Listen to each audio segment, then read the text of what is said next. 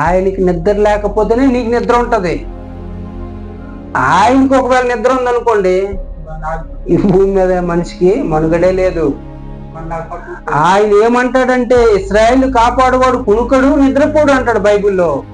ఎందుకు కునుకడు నిద్రపోడంటే, ఆయన ఈ భూమిని తిప్పుతున్నాడు, ఆకాశంలో ఉన్న నక్షత్రాలు తిప్పుతున్నాడు, సూర్యుడిని తిప్పుతున్నాడు. నీకు పగలు రాత్రి రావాలని ఆయన అహర్నిశలు పనిచేస్తున్నాడు. కంటి మీద కొనుక్కు లేకుండా పనిచేస్తున్నాడు. కారణం ఏంటో తెలుసా? తన అరచేతిలో నిన్ను చెక్కుకున్నాడు కనుక, కంటికి రెప్పలా కాపాడుకోవాలి కనుక అహర్నిశలు కష్టపడి ఈ భూమిని తిప్పుతున్నాడండి. ఒక ట్రైన్ నడపడానికి డ్రైవర్ ఉంటాడు, లోకో పైలట్ ఉంటాడు. ఒక బస్సును నడపడానికి డ్రైవర్ ఉంటాడు, ఫ్లైట్ నడపడానికి పైలట్ ఉంటాడు. మరి భూమిని నడపడానికి ఎవడు ఉండడా అండి? ఆయనే తండ్రి.